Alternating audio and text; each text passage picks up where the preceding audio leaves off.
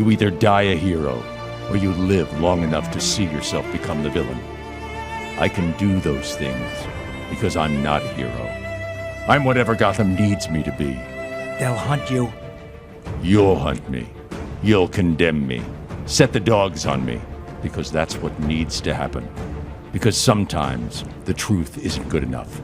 Sometimes people deserve more. Sometimes people deserve to have their faith rewarded.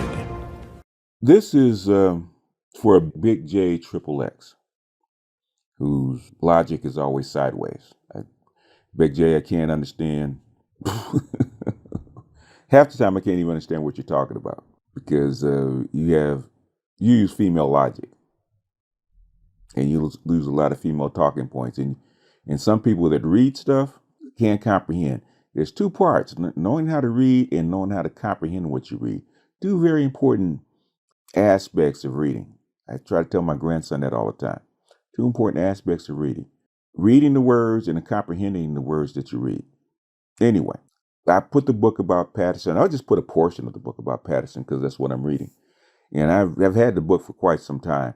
I just never had time to delve into it, but I think this is time to actually mark it up and delve into it. That's why I shared it. But this is where I originally found the book and found James Patterson when I was actually researching for the Moynihan Report. Because unlike most people, Big J XX, Triple X, unlike most people, I don't like to take just one piece of information. I don't like to take one book and base what I think upon it. I'd like to take multiple sources and actually see if it's true. So this is where I got it from, and I thought Patterson's talk was so compelling. That's why I actually wrote the book. Not wrote the book, actually bought the book. So I'm going to present this in its entirety. Forgive the video quality. The quality is what it is. Okay, I have no control over that. Try to straighten up the audio a little bit and put it out so you guys can listen to it at your leisure. At your leisure. You don't have to listen to it because it's like an hour and a half. So if you don't want to listen to it, you don't have to. If you want to listen to it in portions, you can. I could have shared the link, and most people don't want to hit the link and look at it on their own. So I'm just going to present it on my channel as evidence and take from it what you will. So this is for you, Big J Triple X. I know you're not going to really look it up. I know you're not really going to read it. Okay. I know you're not going to look these people up.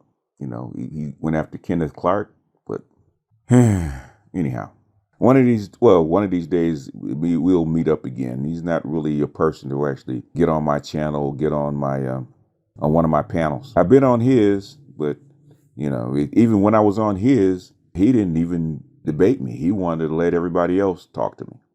He didn't want to get into it. Anyhow, this is James Patterson, Professor James Patterson, talking about the Moynihan Report and his book, Freedom is Not Enough. I think it's about 8 years old, presented in its entirety. Do with it what you will. So with that, I'm out. After the talk, so please keep that in mind. The Wilson Center, as many of you know, was founded in 1968 as a living memorial to President Wilson, one that would advance the project of combining scholarship and public policy, which were the two forces that animated Wilson's life. It's particularly fitting that we have a discussion of this particular book here because, of course, Daniel Patrick Moynihan, the subject of the book, was the person whose vision and persistence helped to bring the Wilson Center into being in the first place. After retiring from the Senate in 2000, he became a senior scholar at the center, and our boardroom, which is located on the 6th floor, is named in his honor.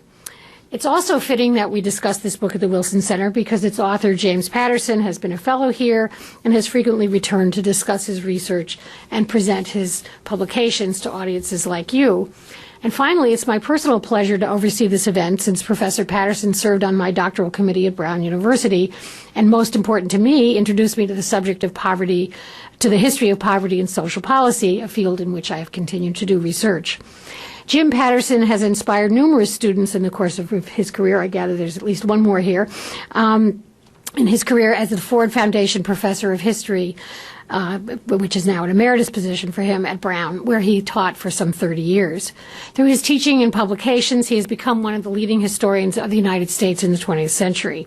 His many books include Grand Expectations, The United States, 1945 to 1974, which was published in 1997, Restless Giant, The United States from Watergate to Bush v. Gore, which was published in 2005, America's Struggle Against Poverty, which was the book that influenced me so greatly, first published in 1981 and then revised several times. The Dread Disease, Cancer in Modern American Culture, published in 1989, and Congressional Conservatism and the New Deal, the growth of the Conservative Coalition in Congress, 1933 to 1939, published in 1966. In addition to his fellowship at the Wilson Center, Professor Patterson has received a number of other awards, including the 1966 Frederick Jackson Turner Award for Congressional Conservatism and the New Deal, a Guggenheim Fellowship in 1968, and the 1997 Bancroft Prize in American History for Grand Expectations. Freedom is Not Enough, the book we're here to discuss today, brings Professor Patterson back to his interest in poverty and social policy while placing the issue of America's struggle over black family life firmly within the political context of the 1960s and of the decades that followed. His account of this period is original and compelling, and it also helps us to understand more clearly why race and poverty remain central issues in U.S. public policy. And it also, I think, gives us some ideas of how we might grapple with with those issues more effectively. After he's had a chance to tell us about the book, we'll open the floor for discussions and comments. I'm happy to turn the floor over to James Patterson. Thank you. I contacted Sonia when I heard she was running this shop here and figured she had no way she could not invite me. So she did, and that's what thesis advisors can lean on their former students. Thank you very much, Sonia, for the introduction and for having me here. I really enjoyed my stay as a Woodrow Wilson Fellow, which at that time was in the old Castle building and not in these fancy digs. And it's a great organization, and as she says, Moynihan was very active in it, and there is a passage toward the end of the book here where I do mention very briefly his involvement with the center, but it's mostly about, as the title suggests, Freedom is Not Enough, the Moynihan Report, and America's Struggle Over Black Family Life, from LBJ to Obama. And I'm going to do 4 things today in the hour and a half that I have to talk. You picked that up, I hope. Which is, why did I get involved in this? Secondly, although some of you no doubt know something about the Moynihan Report, if you're like me, you didn't know much about it, so I want to say pretty much spend some time talking about what he said in that report because it's often been misinterpreted. Third, what happened to the report and why, and so what? Would it have mattered greatly, for instance, if the report had been acted upon, which it was not, in terms of dealing with problems of the lower class black families? By the way, I do often use the word lower class, and it may offend somebody as opposed to low income, but many of these families have no income. So they are very, very poor and very troubled in many ways. And then a very tiny little tag in at the end, is there much that we can do to turn this around, and if so, how? So let me begin with the first thing I want to talk about, which is how I got involved in it. Sonia's already told you a little bit about it. Back in the 70s, I became interested in the history of poverty in the United States, and so I wrote a book called America's Struggle Against Poverty. This book also has struggle in it. I noticed that. In both cases, the publisher makes these decisions. This was, as she said, updated. It wasn't revised so much as updated, and so its most recent title is America's Struggle with Poverty in the 20th Century, which, as its title suggests, covers the entire century, including, for instance, the Welfare Reform Act of 1996, and a whole bunch of things that happened since the book came out in 1980. And it was then, doing that research, that I first came across Moynihan's involvement in issues of poverty. Not only the Moynihan Report, more on that in a minute, which he wrote in 1965, but also after that, as many of you may know, Moynihan worked for the Nixon administration as a top domestic advisor for 2 years in 1969 and 70, and was instrumental, among others, in pushing for what was known as the Family Assistance Plan, or FAP, as it was called. And this was a very ambitious and far-reaching reform of welfare, which, if passed, would have been the most dramatic thing ever enacted by the American Congress before or since in the area of social policy to help very poor families. It would have called for a guaranteed annual income, for instance, for most of the poor families and many of the working poor.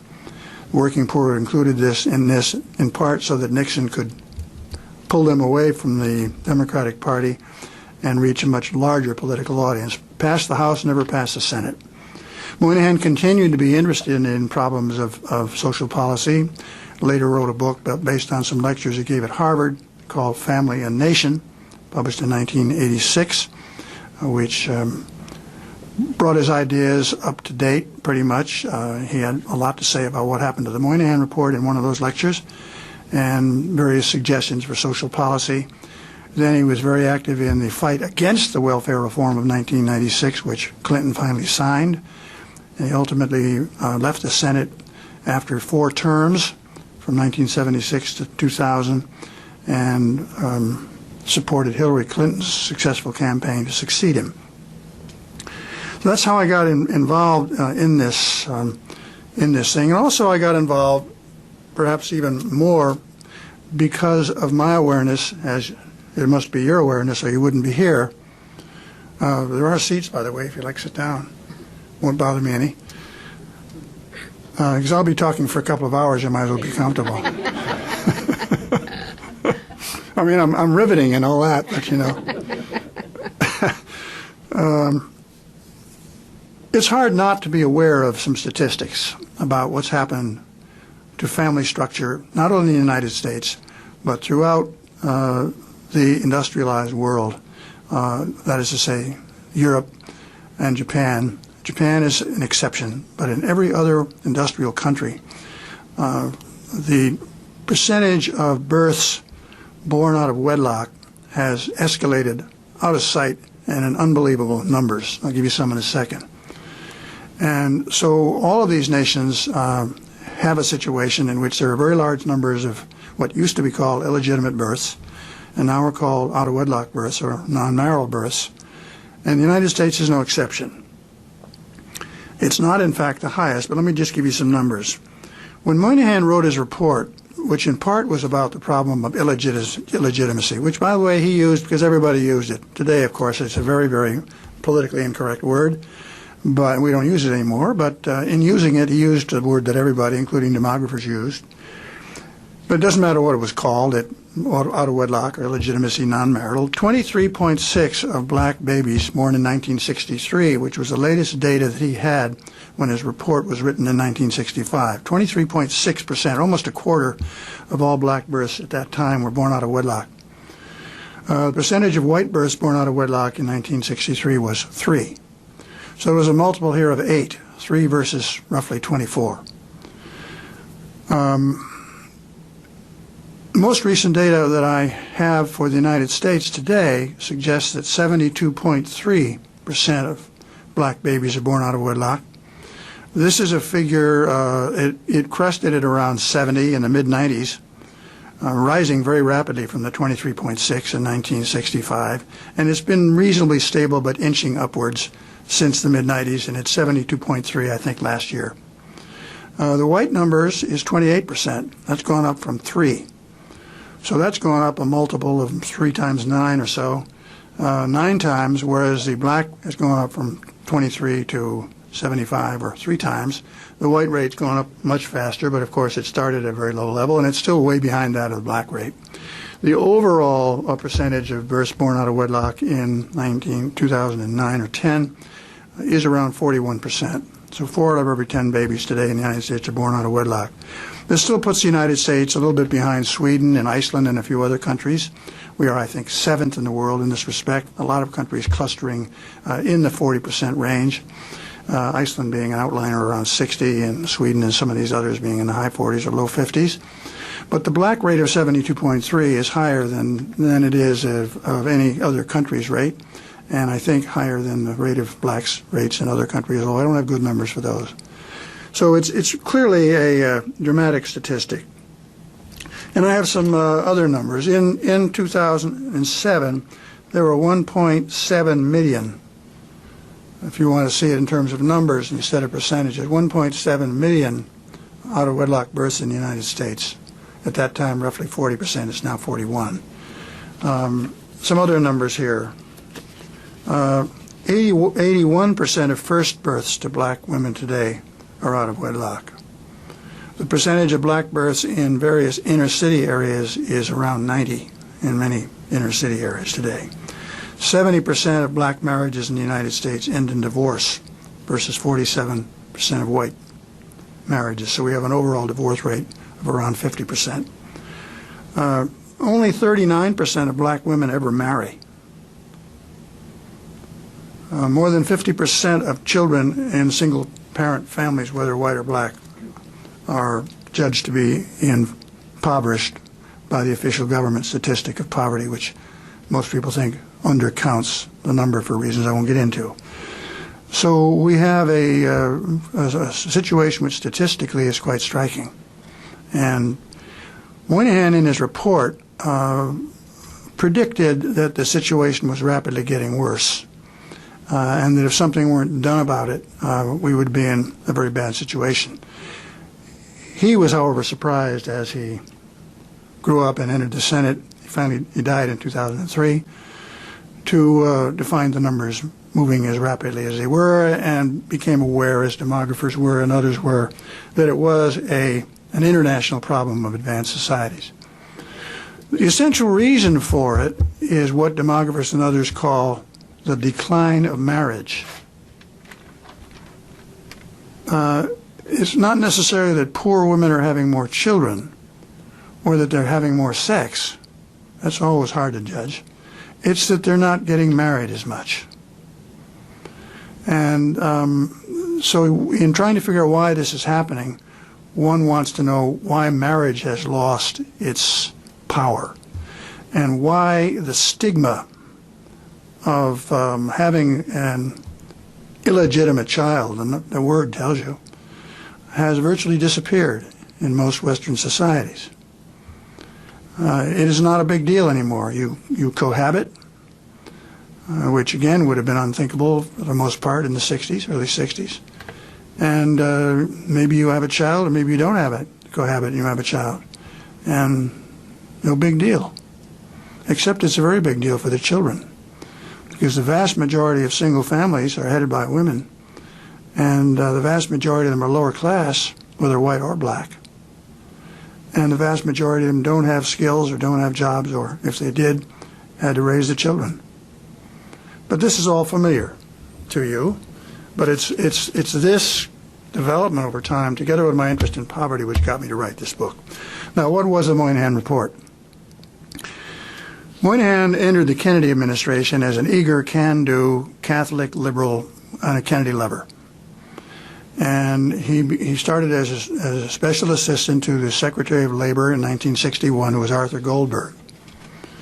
And then when Goldberg was elevated to the Supreme Court by Johnson, Goldberg was replaced by W. Willard Wirtz, W-O-R-T-Z, who, by the way, died recently in Washington. He was one of the many people I interviewed for this book. And Moynihan, by 1965, had moved up and was an Assistant Secretary of Labor and ran the Office of Public Policy and Research, which gave him a lot of freedom to develop programs. He did not have a lot of line responsibilities. Wirtz was a good administrator in that respect. And Moynihan was a very imaginative guy, an ambitious guy with good contacts, a super schmoozer. I've been to his papers in the Library of Congress, which are great. I call him an Olympic-class flatterer. I guess that's true of all politicians if I make a generalization, but he was really good at it. And he was a very sociable, very smart, well-read intellectual who taught off and on at Harvard and was often regarded as America's most successful intellectual in politics. George Will, who was a great buddy of his, says that Moynihan wrote more books than most senators had ever read, which was a little bit unfair, maybe, but possibly we could study that sometime. But he was quite an interesting figure, and so he decided in late 1964 to take on this issue of black family questions. He'd already been involved in developing the War on Poverty, which was legislated in summer of 1964, and that work was done. And turns out he didn't like what they did, but that's another subject. And so he got into the question of lower class black families. And as an assistant secretary of labor, with the help of a few staffers, in 3 months' time, between January and March of 1965, he wrote this report, which was titled "The Negro Family, the Case for National Action." It was not called the Moynihan Report. His name was not on it. The only thing it had on the cover was the title I just gave you, "The Negro Family." Negroes were Negroes then, okay? The Case for National Action. And on the bottom of it, it said that the publisher was the Office of Public Policy and Research, Department of Labor. This was to be an in-house document, to be studied by knowledgeable people, including Willard Wurtz, ideally top officials like Bill Moyers and Johnson himself. And Moynihan had good pipelines to these people, well, not so very good pipelines to Johnson, which I can tell you later on, but he did have pipelines to Moyers, and especially to a guy named Harry McPherson, who was another top aide of Johnson's. And I've interviewed him too, a number of these people. And he, in developing this, had done a lot of reading. His citation, it was a 78-page type report. 100 copies of it were printed in the Labor Department basement, and 99 of them were put into a safe. And one copy circulated. I can't really believe there was only one copy that circulated, but that's the story. It was not to be a public document, and there weren't many of them printed. Later on, in later 65, the USGPO, the Government Printing Office, did print it and sold it for 45 cents. It's a lot of money in those days, for people who asked for it. But it's a report that was really not widely read by people. People read about it when it was later leaked. And for that reason, there were a lot of misunderstandings and some deliberate misrepresentations of it. There was a conference about the Moynihan Report at Harvard in 2007, at which point, and this was later published and footnoted and documented and talked about in the book here, and a lot of the people who were interested in, a lot of sociologists, one of them said this is one of the most important and widely and controversial public documents never printed. And that's partly true. Actually, you can find it in a library with Greenwood Press, 1981, but it's not an easy thing to find. In doing it, Moynihan did a lot of research and reading in the writings about the black family by W.E.B. Du Bois, by Gunnar Myrdal, by Kenneth Clark, a black psychologist whose own book, Dark Ghetto, came out just as he was doing this research in early 1965 on Harlem, and especially by E. Franklin Frazier, F-R-A-Z-I-E-R, whose magnum opus, The Negro Family in the United States, was published in 1939, and which Myrdal, in his book An American Dilemma, drew fully for his passages on the black family. In fact, he solicited Frazier's help in this, and Frazier and Du Bois both read the passages in the An American Dilemma about the black family. He did a lot of historical research. He also contacted a lot of contemporary activists, Bayard Rustin in particular, Kenneth Clark, and a man named Hill, who was the labor guy for the NAACP, and others. And these are all footnoted. It was a remarkable piece of research by a person who was not a trained sociologist.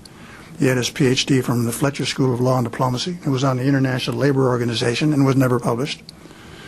But he was widely read, and he had information from historical sources as well as contemporary activists in it. There were no errors in it.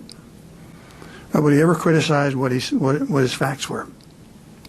It was full of information about the contemporary situation of black families, and said a lot about the matriarchal family structure as he saw it, a heritage of slavery when marriage was illegal and women had no control over their children and men had no control over what happened to the people they had children with. He also talked a lot about what he called a startling increase in welfare dependency. He featured what later became known as Moynihan's scissors. He showed that up until the very early '60s, there was a strong correlation on a if you look at me, chart showing the rate of black male non-white unemployment. It was called then. The census didn't take blacks out. Non-white unemployment. Most of these were black, and the welfare take up with aid to families with dependent children, AFDC program, and this was parallel. Then, starting in the early '60s, the unemployment rate, these were good years, starts to go down a little bit. It goes like this. There's a scissors here. So he says something's happening here. It's the illegitimacy rate is going up, or ratio, we should call it. It's not the rate. The percentage of births that are out of wedlock is going up, and unemployment is not going up quite so fast. Something else is happening. It's not just economics. Something deeper is happening to the black family. And he had a longest chapter near the end called The Tangle of Pathology, which left the impression, of course, that this was a desperate situation and that blacks in these lower class families were living in a pathological situation. This was a liberal document, however. He started by saying that the reasons blacks have so much problem is because there is a racist virus in the American bloodstream. Describing the history of blacks in the United States, he said that they had suffered from, quote, 3 centuries of unimaginable mistreatment. There was not the slightest suggestion in here that Moynihan was regarding blacks having children out of wedlock as acting immorally. It was not a moralistic document. In fact, it was not even an uplifting document. He didn't, praise, for instance, the capacity of blacks to deal with all of this, as some people did with kin relationships. He thought to do that would make it seem as if he thought this was the answer, which he didn't. So it's a liberal document, and it's subtitled "A Case for National Action," which was also the title of a very brief final chapter. Indicates that what he wanted to do was people to study his statistics and his descriptions, get together quietly within the White House and higher circles of the Labor Department and other bureaucracies in the for instance, the Office of Economic Opportunity, and see what they could do about it. What he said, in fact, was not particularly striking to anybody who really knew what the situation was. Kenneth Clark's book, Dark Ghetto, for instance, said very much the same things as Moynihan did. In fact, the phrase tangle of pathology was Clark's. Clark was a black psychologist. Moynihan was a Catholic white guy, a messenger carrying bad news. And you know about messengers, right? They get in trouble sometimes just because they're messengers. And you know the fact he wanted national action. Well, this was what the Moynihan Report was. And it was, as I say, diagnostic, not prescriptive. And many people criticized him then and later for not being more explicit about what the government should do. The final chapter was called A Case for National Action, but it was only a page and a half long. And as I say, what he suggested was, you've got to get together and talk about this. This is what I liked about Moynihan. He was a liberal. He was a can-do guy. He believed government really could do things, although he often had doubts about it in later years. For a while, he was a neoconservative and worked for Nixon, as you know. But he didn't want to put out a document saying, this is what we'll do. because, as he argued in the report, there were a lot of interdependent things working that were causing these problems, and to do something about it required a lot of study.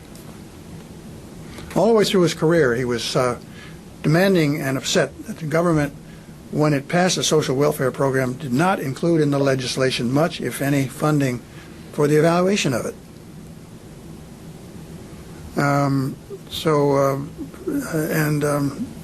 I think this is a very interesting thing to think about. Anyway, the third thing, what happened to the report? Well, the good thing from the standpoint of Moynihan was that the word did get to Johnson. We don't think he actually read the report. 78 pages, a long report for a president to read. I don't know whether he read some of the memorandums to Johnson. Moynihan wrote Johnson directly and said, "You know what it's like to grow up in a poor family," appealing to him. I should have added, by the way, Moynihan's father left him when he was 10. He was an alcoholic, and he was raised, as was his younger brother and sister, by his mother, who briefly remarried unsuccessfully, but he was really, for the most part, although his parents were middle class before his father left him, he left him in the lurch, and they descended into very dire straits in New York City, where he grew up. So I should have mentioned that. The good thing that happens to the report is Johnson picks it up and he asks Moynihan to help Richard Goodwin, the chief speechwriter for Johnson, write a speech that Johnson was to give at the Howard University commencement here in Washington, which he did give on June 4th, 1965, almost 45 days ago this week. That's hence the title of my book, Freedom is Not Enough, because this was Johnson's message. As written by Moynihan, I've been in Moynihan's papers, and I'm convinced that Goodwin didn't do much of the thinking. It was Moynihan's ideas. Don't tell Goodwin I said that. He's apparently very, very, very, very, very, very, very, very proud of what he does. But anyway, these were Moynihan's ideas. And so what Johnson said was, we've got a Civil Rights Act that has been passed. We've got a Voting Rights Act that's about to pass, and it was signed, in fact, in early August, 65. These provide freedoms from segregation, from voting discrimination. They don't provide positive freedoms for social equality. This, Johnson said, is the next step of the civil rights movement. And he made it clear that he was going to lead that. One of Johnson's strategies here was to make sure that he and the Johnson administration maintained control of the rapidly radicalizing civil rights movement, which was changing in early 65. And there were a lot of people restive, particularly in CORE and SNCC, with the commitment to interracial leadership of the movement and with the commitment to nonviolence. And Johnson wanted to head this off and get ahead of them, and so did Moynihan. And that was the purpose of this speech, which Johnson later said was the greatest civil rights speech he'd ever made. I agree. Although I also agree in many ways it's fundamentally flawed. Oh, I don't agree. No one else says that except me.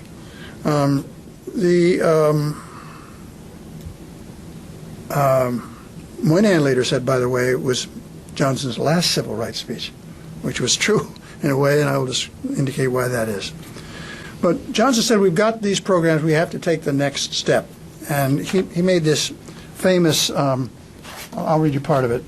I was on the Diane Rehm show yesterday, and some of you heard it, and she actually played his speech. Freedom, he said, is not enough. You do not wipe away the scars of centuries by saying, now you are free to go. You blacks are free to go where you want to. Do what you desire and choose the leaders you please.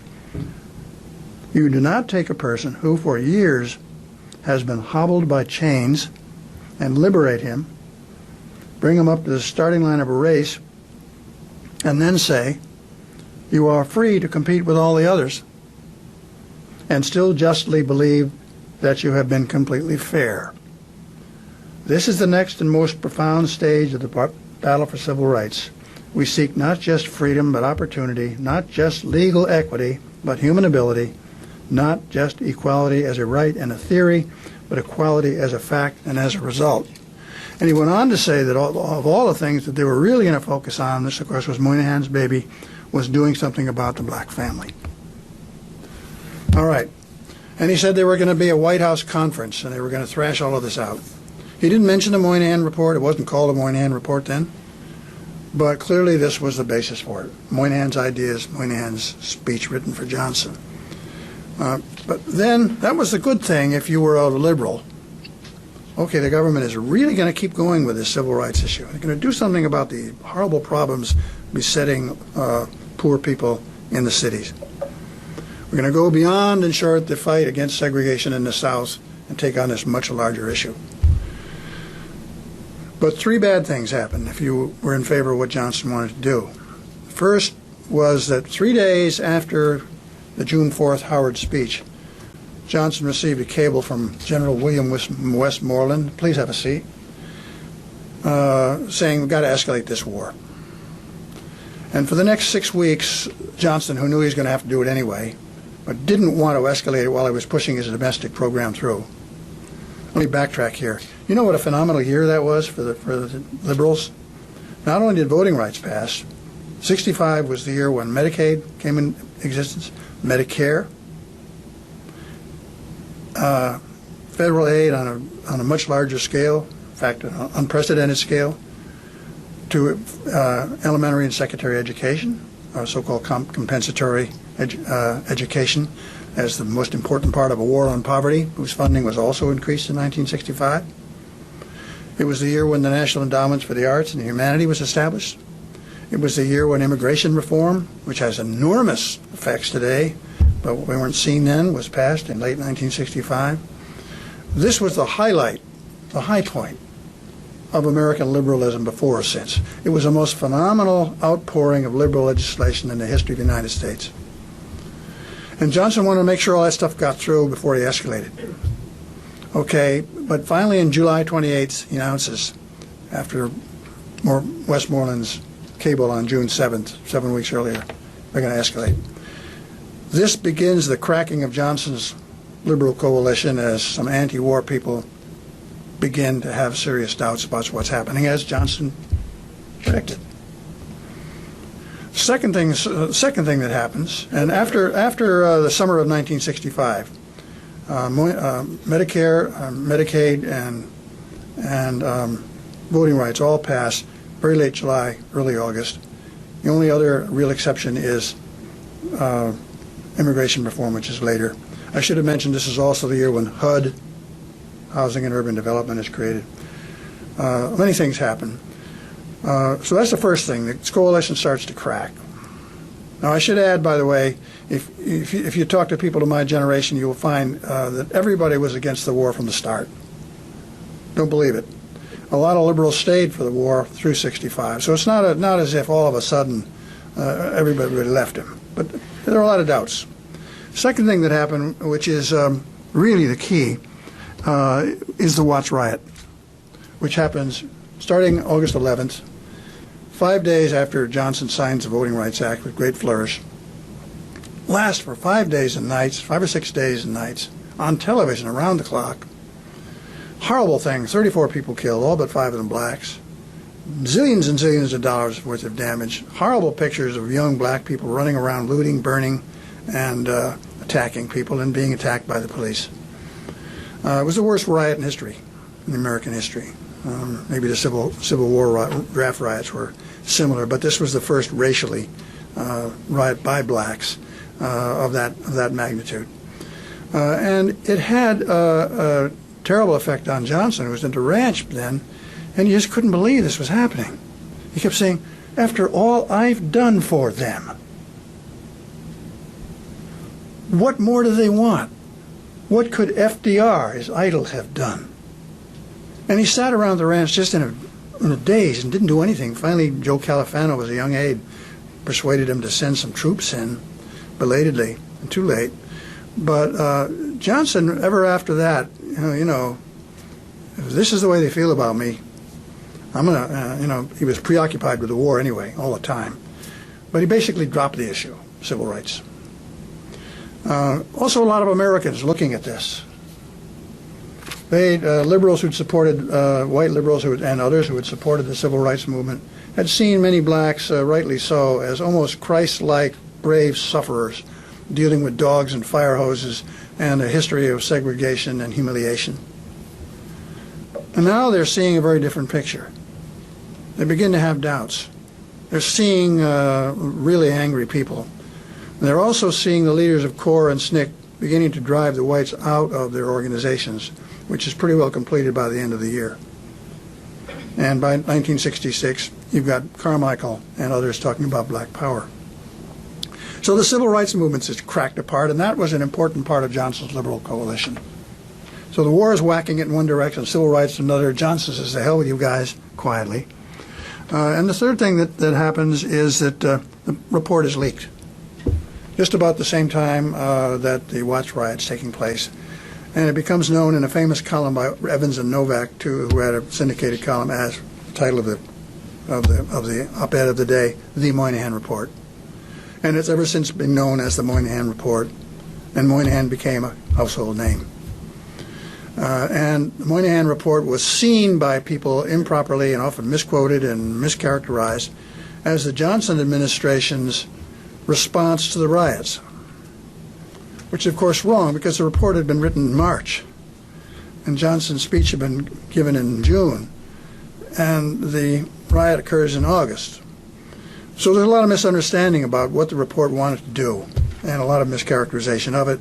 But what happens is it becomes widely criticized by many civil rights leaders, white as well as black, who are militant. And this was because Moynihan's report was so unrelievedly diagnostic. It was cool in tone, and phrases like matriarchy, welfare take-up, and above all, tangle of pathology, which is the title of his longest chapter in that, were tough for black people to take. Moynihan was insensitive to how it might have been received. With all the best intentions in the world, his language was a bit tough. And his bar graphs and his boldfaces and his capital letters and his flowery language was a bit much to take. The report was accurate. Many black leaders prior to that time, Martin Luther King among them, James Farmer, head of CORE, had spoken out in the past about problems of black families. Kenneth Clark, as I say, had coined the term tangle of pathology. But Moynihan was a white messenger. The message was really hard for them to take. They didn't think, in fact, that you could do much about black families, and that there were many other things that should be done first. Families were a deep-set problem. How are you going to deal with this? How are you going to stop people from having extramarital sex? How are you going to make people marry girls that you've knocked up? They didn't want to get into this. So increasingly they became negative. And many people said that Moynihan blamed the victim. He was saying it was their fault. And a white psychologist named William Ryan wrote an article to that effect, which appeared in Nation magazine. Ryan hadn't read the report. He'd read reports of it. That later became a book called Blaming the Victim, 6 years later, if you can believe it. And that term, of course, has come into common parlance. And it's what many black leaders since then, and this is the point, black militants since then, have said that Moynihan Report was all about. And they have said, to the contrary, that the only reason black families have trouble is because of poverty, discrimination, and racism. And the blacks have nothing to do with it. And there's nothing they can do about it without a whole lot of help. And this was the dialogue, such as it was, for the next 20 years. The Moynihan Report was then consigned to oblivion. The Johnson administration didn't want to have anything to do with it, because to do so would be to oppose these militant civil rights leaders who he was already having trouble with. He didn't want them ganging up on him. There was the White House conference was downgraded to a planning conference in November of '65 here in the Hilton Hotel in Washington. It was a small conference. Moynihan wasn't even invited. He had since, by then, left the administration to run for office in New York City and lost. So he was in no position to defend the report because he wasn't part of the administration anymore. He came to the conference anyway, and the Johnson staffer who was organizing the conference opened it up, trying to calm people down who didn't like Moynihan, saying, "I have been reliably informed that no such person as Daniel Patrick Moynihan exists." Ha ha ha. Okay, see? Well, he did exist. But the thing had been downloaded to a study conference. There were 8 panels. The family was only one. They didn't want to talk about the family. Moynihan went to it. He spoke up at the panel. But corridor conversations made him realize how hated he was. And this was a brutal thing in Moynihan's life and to his family, who were assailed as racists. Basically, the conversation about the issue died for all of these reasons in 1965. They finally had the White House conference proper at the Sheraton Hotel up here in Washington, a much bigger thing. Thurgood Marshall spoke at it. Johnson spoke at it. Philip Randolph spoke at it. Bayard Rustin spoke at it. I'm not sure about that, but everybody was there. I'm not sure about Rustin. And but nothing was accomplished. There was a room set aside for literature. The Moynihan Report wasn't there. This was something no one wanted to talk about. And so for the next 20 years, Moynihan pretty well kept quiet. People who supported Moynihan, and there were those who supported him, mainline media such as Time, Newsweek, Life magazine, New York constantly interviewed him. He then became the head in 1966 of the Harvard-MIT Joint Study for Urban Studies, Joint Center for Urban Studies. And so he was known as a great urbanologist on the cover of Time magazine. But almost all of the militant civil rights people and civil rights leaders thought he was a racist, or that what he had said was wrong. And it wasn't until the mid-1980s. Moynihan, by the way, later wrote an article in 1967 in Commentary, subtitle of which was "The Moment Lost." You might want to think about this. This was the moment lost in American history, he said, in the late summer of 1965 and 66, when it might have been possible to have a serious conversation about these problems and get something done by the government. But it didn't happen. We could talk about whether it really was, or, as I say, there were a lot of things that came together that combined to create this. And Moynihan's great outpouring of liberal legislation that occurred in 1965 never happened again. Same with Roosevelt's first term. Never happened again. You know, you look at a guy like Obama, the window of opportunity to get things done is very brief for liberal presidents. So, and Johnson knew this. When he was elected in 64, he said, "We got to do this real quick, because landslide Lyndon," he won in a landslide over Goldwater, is pretty soon going to be lame duck Lyndon. So he was smart. So a lot of reasons why this moment might have been lost, Moynihan Report or no Moynihan Report, but it certainly didn't happen. Now, starting in the 80s and since, people have started to reopen the conversation. The Cosby Show in the 80s was a major thing. Eleanor Holmes Norton started speaking out. She's now, of course, delegate from D.C., and still does, speaking out about it. Many black women, in fact, who were the ones suffering most, really wanted something done about this situation. She was one. Benjamin Hooks, who was then the head of the NAACP, spoke out about problems. I mean, when I say spoke out, I mean didn't trash the Moynihan Report. Said, look, there are serious problems, and we got to work about it. We ourselves have to have something to do with fixing it. You just couldn't blame Whitey.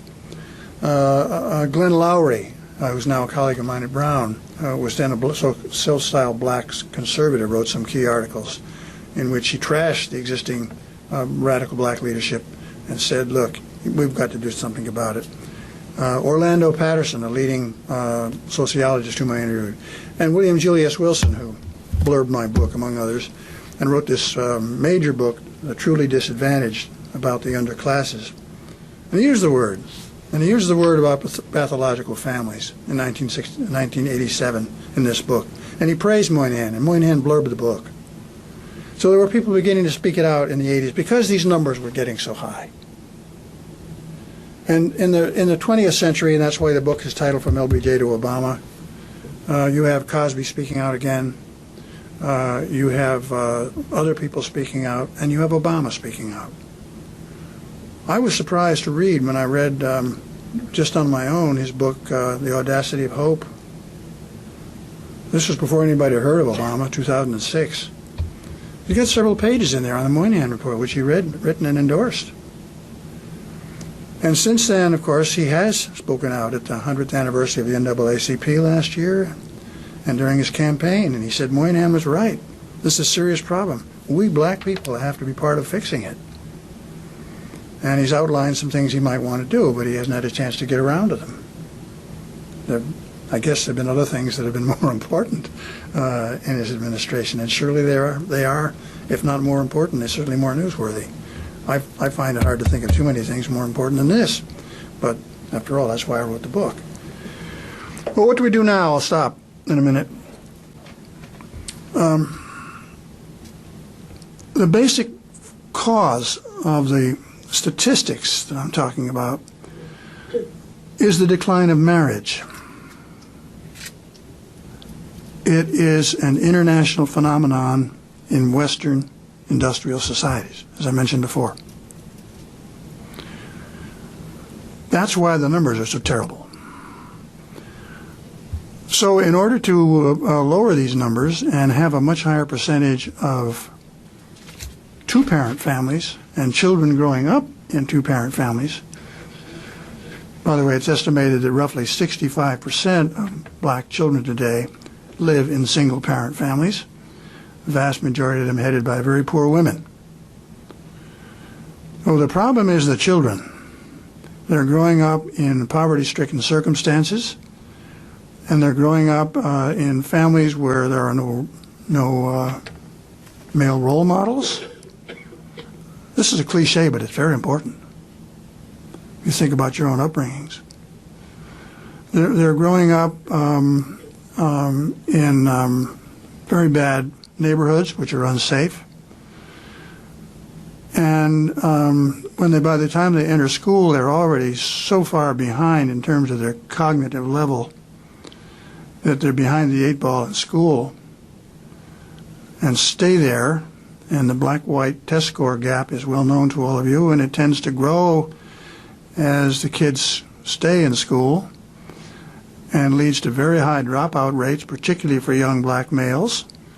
And we have, of course, an incredible incarceration rate on black males, so that the number of what William Julius Wilson called marriageable black males that a young woman might want to marry is very small. They're uneducated, they're poor, they're either unemployed in many cases or not even in the labor market, they're idle. Very high numbers of them are in and out of jail. And that's why such a small number of black women ever marry. So what to do about this? The Moynihan Report is not relevant. Moynihan did not say what he would do. He said we should talk about it. What he wanted to do, and you can see this by reading the report, was to greatly increase jobs for young black men. Even, he said in the report, if they were taken away from black women. And I'd add, by the way, that when feminism got started, he took a lot of hits from feminists for this. Moynihan's argument was that black women did better than black men. They did. They were better employed, they were less likely to have all these problems. But you really had to do something about the black men, because they are the ones that are in trouble, and they're the ones that cause the trouble. Underclass, okay. But he didn't say that in the report. He also favored a European-style family allowance programs. These would have gone to families with children, irrespective of whether or not they were single parent, which is the way most European countries do this. The virtue of this is there's no means test, there's no stigma about getting the money, And there's no administrative hassles. You just send out checks. It could be run by the Social Security Administration or the IRS or somebody. You wouldn't have to have all this welfare stuff. But family allowances were unthinkable. They've been unthinkable for the most part in the United States. Jobs programs have never been very popular. And it's very questionable as to whether or not a large-scale jobs program today, which is politically off the table, although there's some of that in the stimulus money, would really make a great deal of difference because of the much larger family problems that exist and trap these young men in particular from a very young age. So in my book, I say that probably the way to go, but again, this is very expensive, very hard to replicate, and but it's something Obama has endorsed and promised to fund, and getting started on it, I gather, is something like the Harlem Children's Zone or other community-based programs that focus upon not only preschool children, but also the mothers, and in cases where there's fathers, the fathers. So there are parental guidance and vast intrusion into the family lives of these young children. And this is what the Harlem Children's Zone is doing. It had, when I wrote the book, something like $60 million worth of funding over a 100-block area in Harlem and dealt with about 8,000 kids. Drop in the bucket, really. You see how expensive it is. And they did all these things. You know, the health advice, health care, daycare, parental guidance, job training, parents and children, in the hopes of hitting this problem very early. Moynihan had nothing to say about this. Didn't think of it in the Moynihan Report. And as I say, there's nothing in the Moynihan Report which you could use as to describe it as a relevant document, except to say that he was prophetic about what happened, more so than he ever dreamed. So I leave you with a pretty pessimistic message about a very, very deep-seated problem about which government can't do much. Government can't stop people from having sex in or out of marriage. It's estimated, by the way, that 50% of pregnancies in this country are unwanted. The pill has not been a magic thing. Contraception is something badly used on a reliable basis by many of these people. And it's very, very, very serious problem, not only for impoverished and lower-class black people, but also for many impoverished and lower-class white people. So it's a class as well as a race issue, which is why the white numbers have increased. Only around 5%, by the way, of female college graduates in this country ever have a baby out of wedlock. It's deeply hooked into economic structure and a whole lot of other things. The other thing that has pushed this, and I'll stop, is cultural. A very good book on family life is by Andrew Cherlin, Cherlin. It's titled, good title, Marriage Go Round. And he shows what's happening in other countries, especially the United States, with the vast amount of divorces, cohabiting, mothers having 2 or 3 cohabitors as their children grow up, and having a whole bunch of stepchildren in the family, and all the problems associated with that, and poverty at the same time. And he uses the phrase, I'm looking for it here, I can never remember it, which expressive individualism. You could also call it rights consciousness. You could call it something growing out of the cultural triumph of the culture wars of liberals and others of the 60s. They've won the culture wars. Never mind conservative politics. They've won the culture wars. You can see it, as I say, in attitudes towards out-of-wedlock pregnancy. No big deal. It was a big deal. Not anymore. There are no stigmas to a lot of things anymore. I know I'm sounding like Rush Limbaugh here, but I think you would agree with this. We have moved well to the left because people believe they have a right to express themselves and they have a right to enjoy life. And they have a right not to be impeded by a whole range of moral sanctions that used to exist. In my view, we're not turning the clock back on this. Bush's notion or Nancy Reagan's notion of just say no to drugs, or Bush's notion of pushing marriage. The welfare law of 1996 actually had a bonus for those states where illegitimacy increased the least. Nobody ever paid any attention to that. It's had no effect upon that. So it's going to keep going, as it is in other countries. And it's this decline of marriage is what I'm talking about, and the increase in the number and percentage of children who were born and raised in single-parent, low-income families is going to be around for a long time, and I don't see much government can do about it. There we are. Thank you. Well, thank you, Jim. We'll open up for questions, and please identify yourselves. Do we have mics? Yeah.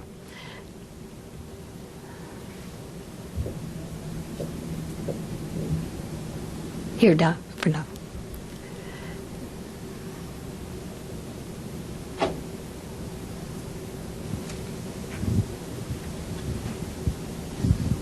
I'm Don Wolfensberger with the Congress Project here. Thank you very much for that wonderful presentation. There are a couple of things that you did not mention that I'd like to flesh out a bit. I'm sure they're probably in your book. One is that you do not mention the war on poverty and what Moynihan's reaction or involvement was in devising those particular programs. Another is you make it sound as if LBJ sort of left off with the 65 Voting Rights Act or his last civil rights speech and so on, but after Martin Luther King Jr.'s assassination, LBJ did appear before Congress, pled for the Open Housing Act, the 1968 Open Housing Act, which Congress then did pass, and I thought it was a very powerful speech that he gave on that, and certainly his legacy on civil rights is lasting, notwithstanding whatever happened, with his presidency as a result of Vietnam.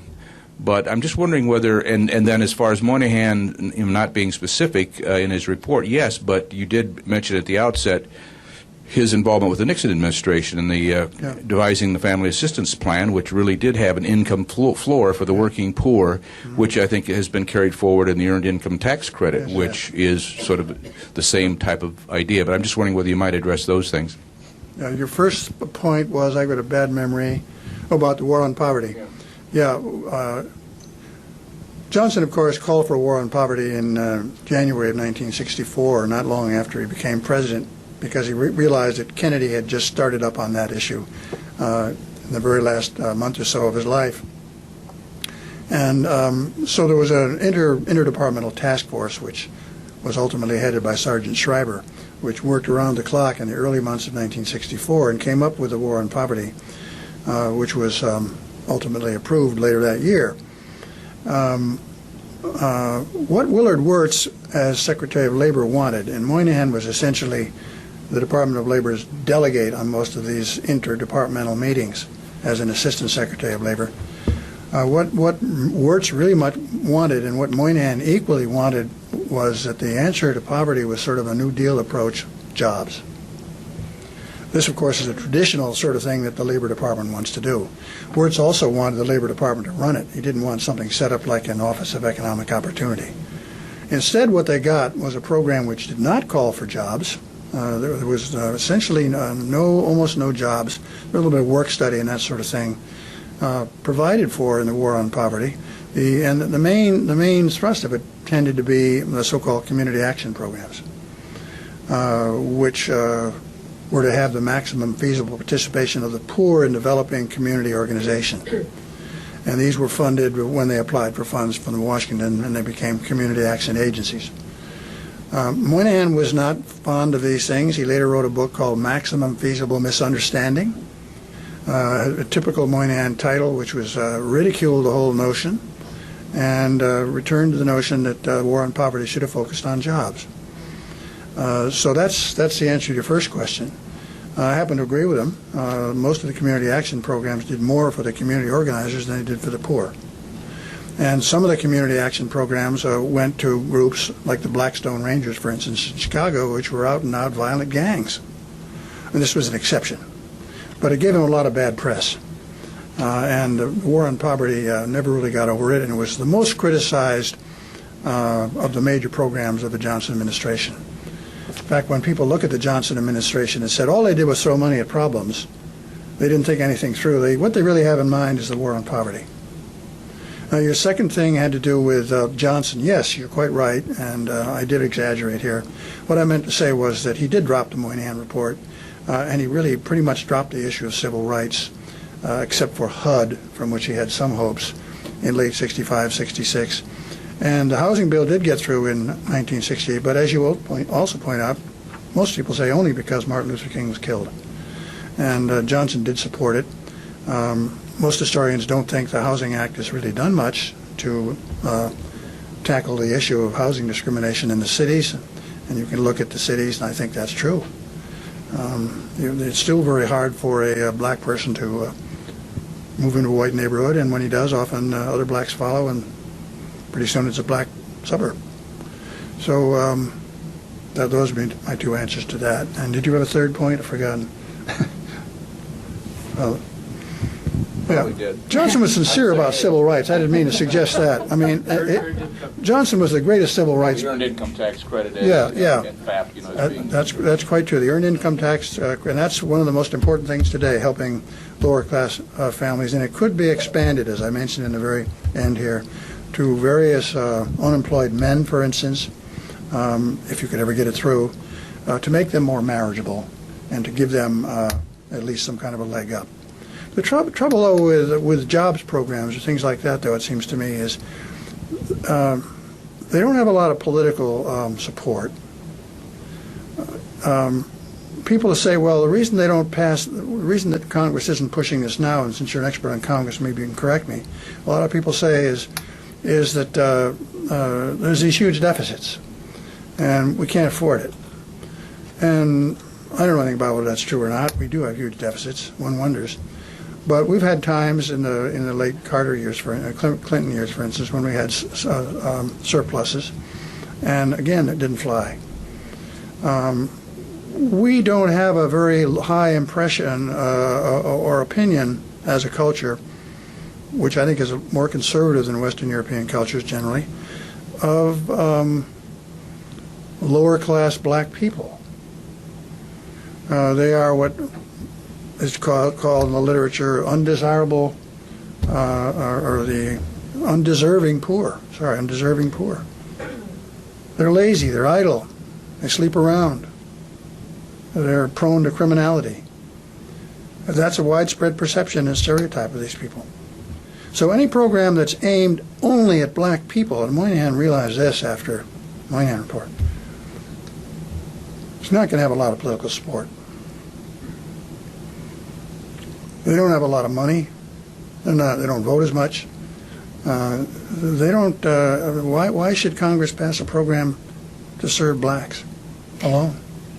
Joe? Yeah. Can you wait for the mic? Yeah, right there. Yeah. I'm Joe Freeman. I'm a senior scholar here. I read the Moynihan back when it came out, and so I'm well aware that he was misinterpreted and malaligned. You're not that old, but go ahead. Yes, I am. Would you like to know what I was doing in 1965? No. I was doing voter registration in Alabama for the Southern Christian Leadership Okay. Conference. Now, Moynihan wrote in a pre-feminist era. And what is clear in his book is that in his head, the two-parent patriarchal family, and he does use that term, is really the only proper form of social organization. Now, when I became a feminist, which was a little after 65, I was rather struck by this mindset, which reminded me very much of the mindset of the white Alabamans I knew toward white supremacy. It was the natural order of things. It was the only way it could be done. And that's what's in Moynihan's book, and it's also the mindset of all the people he worked with and who came after him. One of the things the feminist movement did was to challenge the two-parent nuclear family as the only proper form of social organization, the only proper way to raise children.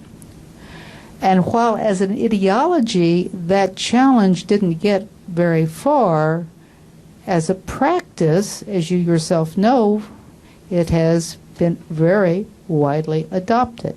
What we have seen is a diversity of family forms emerge in this country, some of which are more common among blacks, some of which are more common among whites, some of which are more common in Europe, but a diversity of forms, and indeed we've seen some major political battles over what types of family forms are legitimate, though that has generally been articulated over the issue of various issues of gay rights and their particular preferences for family forms. I'd like to suggest that you need to disaggregate the issue of marriage. In other words, the mindset that the two-parent nuclear family is the only proper way to raise children, from the issue of poverty, which is an enduring problem. And that disaggregation is not something I have really heard anyone do. But I think it's fairly crucial to do that in order to deal with reality. The other part of reality is that women have been and continue to be primarily responsible for the raising of children. And when you have a distribution of income which favors men over women, as our current society does and has for many decades and centuries, that inevitably leaves women shortchanged. Part of the problem with raising children in poverty is women simply, when they can earn money, earn less than men. They can't get the jobs that pay better. They are, in effect, relegated to welfare because it's a better option for earning money. I hear you talk about Moynihan once said, want to take the jobs away from women and give them to black men. I'm going to tell you that wouldn't have worked. I don't know if you've looked at any of the studies that have been done on microlending in the third world, but there is a strong preference among microlenders for giving those loans to females and not to males. And the reason is very simple, and this is third world, we're not talking U.S., that when women get additional discretionary income, they spend it on their children. They spend it on school fees and food. When men get additional discretionary income, they spend it on themselves. They purchase alcohol, tobacco, and sex. So I think we ought to rethink the whole idea of how to deal with poverty and separate it from the issue of marriage, which is, there are many reasons why people don't get married, a lot of really good reasons why people don't get married, and instead focus our efforts, accept the fact that we now have a world with a diversity of family forms, accept the idea that none of them are illegitimate, they are perfectly legitimate ways of organizing society, and instead focus on the issue: how do you get resources to young children so they do not grow up in poverty? Well, I couldn't agree more with you, and particularly that last statement. I think also, by the way, that the understanding that there are a whole lot of viable family forms is fairly well accepted in this culture. Would you think so? What I was hearing from you in your presentation was a strong resistance to that fact. Yeah. I also hear it from the conservative right. Yes, you do. Yeah. So in that sense, I think Europe is ahead of us. Yeah. And rather than looking upon the, quote, matriarchal, unquote, form in the black family as predominant, I would rather look upon it as being in the vanguard, as basically opening up a vision of new alternatives, again, separated out from the issue of poverty, which is its own issue. So do I think it's widely accepted? No. All right. I don't think it's widely accepted among intellectuals at all. I don't think it's stigmatized as it used to be. The stigma is not the way it used to be. And that actually brings me to another point. I heard you mention data, and of course you didn't really have time to go into details of where that data came from. I would question any statistics based on self-reports of marriage versus non-marriage children out of wedlock. I think it's entirely possible that the rate of non-marital births has not gone up as much as, quote, the data, unquote, says it has, but as a reflection of people's willingness to report the truth because the stigma has gone down. And again, I haven't looked at your sources. I don't know what the original sources are. But I think the people who use this data ought to give some serious thought to the fact that maybe there were just as many non-marital births in 1950 as there were in 2000, but the willingness to report it has changed. It could be. Also, a lot of people live in long-term non-marital relationships. I mean, they have children and they live in a committed household, but they don't get married. I'll just say one thing about the Moynihan Report. He was well aware of the dangers of endorsing a strictly patriarchal family form. He got around this by saying the trouble with a female-headed family is, which he said was much more predominant in black culture than in white culture, was that it was the exception to an accepted norm. As you point out, by the way, Martin Luther King and especially Malcolm X couldn't have agreed more with the need for a patriarchal society.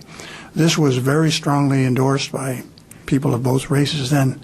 So what Moynihan said was that to be in a female-headed family was to be part of a culture which was not, in fact, accepted in the United States, as you said, at that particular time. And this was part of the problem.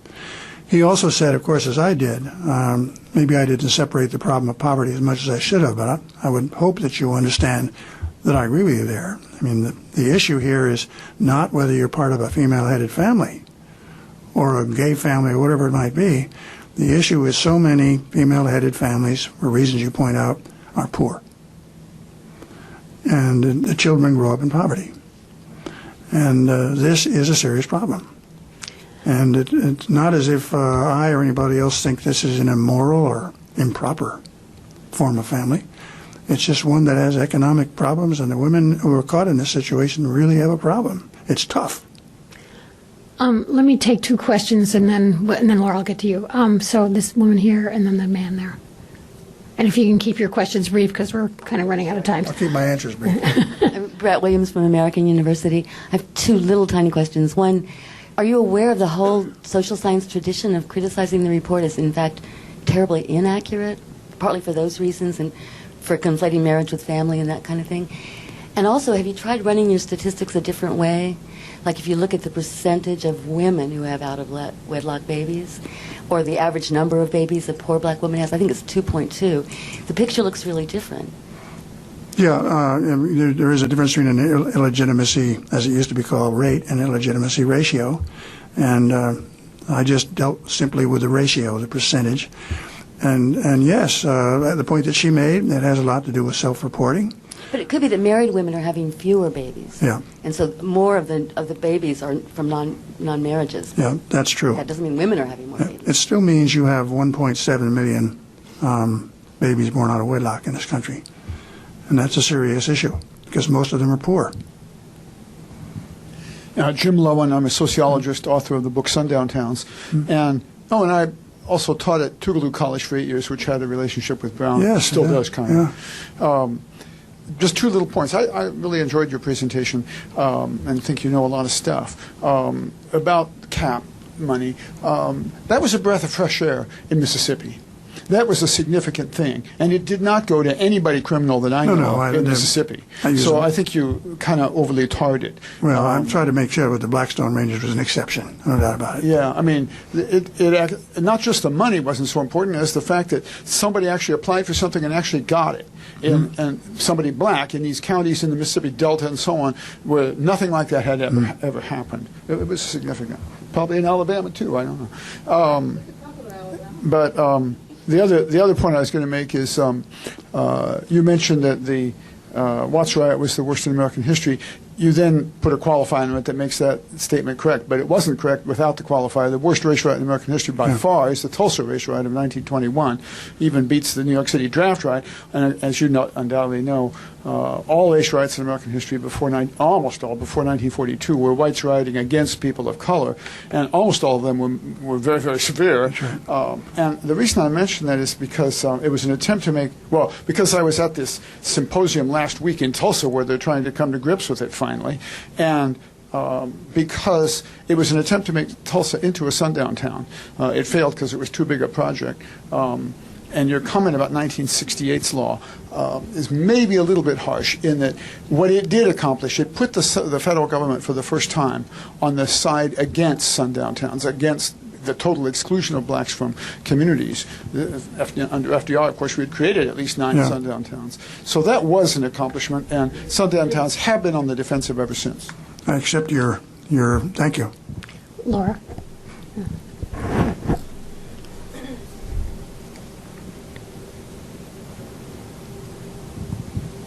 I'm Laura Pedro. I'm with the Canada Institute here at the Wilson Center. I just had a quick question on when you mentioned the percentage of unwanted pregnancies, and with the number of programs and groups that specifically in cities are providing contraception at low cost or free. I was just wondering what your thoughts are on why contraception, why doesn't it work? Why don't those programs work? Well, I'm not an expert on that. The pill was there's a very good book just out on it by Elaine Tyler May, just called The Pill, and she points out it was a wonderful deliverance for married people, because if you practiced it, you could chart your life. You could have children when you wanted to have children, or not have them at all, or whatever. And you could, if you wanted to get ahead in the job or in school or something, you could postpone that reliably. But it does not seem to have been something. Well, initially it was expensive, and initially, of course, it had some real or alleged medical problems with it. That's not neither one of these things is true anymore, but it requires, of course, a kind of carefulness about taking the pill, and then going back every 6 months to a doctor and getting a re-prescription, and going to a doctor and getting a prescription. You just don't walk into a drugstore. All of these things made it harder for relatively poor and relatively uneducated and relatively young people to do. And so the pill is now, I read somewhere, about 11 million American women take the pill. So I'm not saying it's insignificant, it is. And other forms of contraception have grown, IUDs and patches and so forth. This whole area is more successful than it used to be. But as I say, the statistic, I have an awful lot of unwanted pregnancies. And, another thing I should have pointed out, and probably you would have pointed out if you had time, there are people who argue, I think accurately, that one of the reasons why relatively well-educated upper middle class women don't have unwanted pregnancies is they are much more likely to be able to pay for and have access to abortions, which I think abortions occur in about roughly 1/5 plus of conceptions in this country. And they're very much more common. I mean, it's quite a lot. They're very, very much more common among people who know how to get this done. So I don't know if I've answered your question, but contraception is just not worked that well for on a reliable basis for a lot of people. I'm going to use the privilege of the chair to bring this back to a historical perspective. Moynihan was involved in poverty issues very early in his public career. When he worked for Averell Harriman, he apparently worked on some kind of report on poverty in New York State. And at the same time, or even just before he wrote the report and he became interested in the issue, Wilbur Cohen was very involved in thinking about ways to address precisely the same issues of poverty. And he also, although I don't think he used the term matriarchy, but he understood that poor women had a lot of responsibility for families, and if they could improve their situation, then the situation of their families would improve. And both when he was involved with the American Public Welfare Association, and then when he became head of HEW, he was involved in that. And I know you know that in 1962 and 65, the welfare law was reformed twice, and the way was really reformed was in the direction of what we would now call workfare. So I'm just wondering, I see in your book, haven't had a chance to read the whole thing, but in the, I don't see any reference in the index to Cohen. And did you come across anything? Was Moynihan aware of that approach? Because it really is it is diametrically opposed. I mean, I understand that it's ahistorical to criticize Moynihan in feminist terms because feminism wasn't around during that time. But there was an alternative discourse which talked about strengthening women as workers, as employees. And I wonder, whether Moynihan, if you came across any evidence that Moynihan was aware of that.